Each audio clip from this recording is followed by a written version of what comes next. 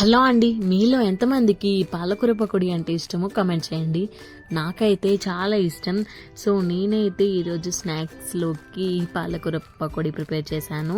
ఎలా ప్రిపేర్ చేసుకోవాలో చూసేయండి. ఫస్ట్ అయితే మీ కారంకి సరిపడినట్టు పచ్చిమిరపకాయలు తీసుకోండి. అది కొద్దిగా కచ్చపచ్చగా దంచేసుకొని ఇంత దంచేసుకొని మంచిగా ఒక పెద్దపాటి బౌల్లో వేసేసుకోండి. అందులోనే 1 టేబుల్ స్పూన్ జీలకర్ర, అలానే పాలకూర ఎలా ఉన్నా పసుపుగా ఉంటుంది కదా, బయట స్వీట్ షాప్ స్టైల్లో చేసుకోవాలంటే ఫుడ్ కలర్ అయినా లేదా పసుపు అయినా వేసుకోండి. కొద్దిగా ధనియాల పౌడర్, అలానే కొంచెం సాల్ట్ కూడా యాడ్ చేసేసి కొంచెం వాటర్ యాడ్ చేసేసి మంచిగా మిక్స్ చేసుకోండి. జింజర్ గార్లిక్ పేస్ట్ కూడా వేసుకోండి, టేస్ట్ చాలా బాగుంటుంది. నేనైతే వేయలేదు.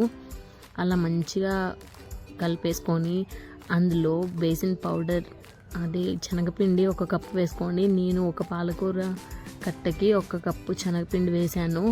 ఆ వాటర్లో ఇలా నార్మల్గా కలిపేసుకొని ఒక కట్ట పాలకూరని మంచిగా వాష్ చేసేసుకొని అది ఇలా పెద్ద లీవ్స్తోనే వేయండి, ఆ స్టెమ్ వేయకుండా. లీవ్స్తో వేస్తేనే టేస్ట్ బాగుంటుంది. మీకు బేకింగ్ పౌడర్ సరిపడకపోతే కొద్దిగా వేసేసుకోండి. ఇలా బేకింగ్ పౌడర్ ఏం యాడ్ చేయకుండా ఓన్లీ ఆ బేసిన్ పౌడర్తోనే సరిపడుతుంది.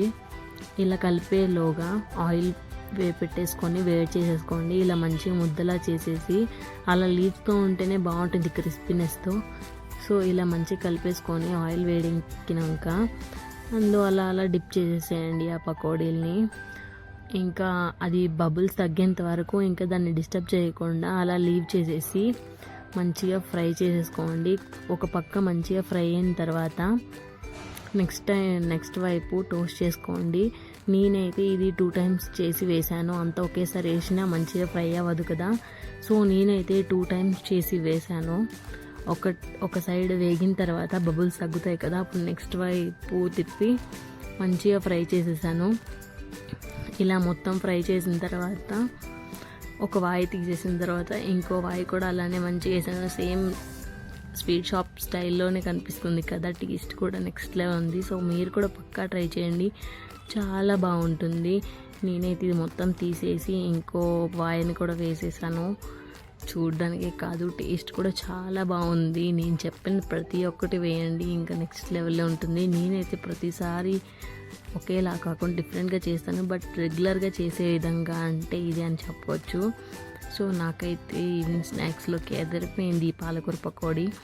సో మీరు కూడా డెఫినెట్గా ట్రై చేయండి, చాలా క్రిస్పీగా టేస్టీగా ఉంటుంది. అవును, మీకు ఈ రెసిపీ నచ్చిందా లేదో కమెంట్ చేయండి. అలానే ఎప్పుడైనా ట్రై చేశారా లేదో కూడా కమెంట్ చేసేయండి.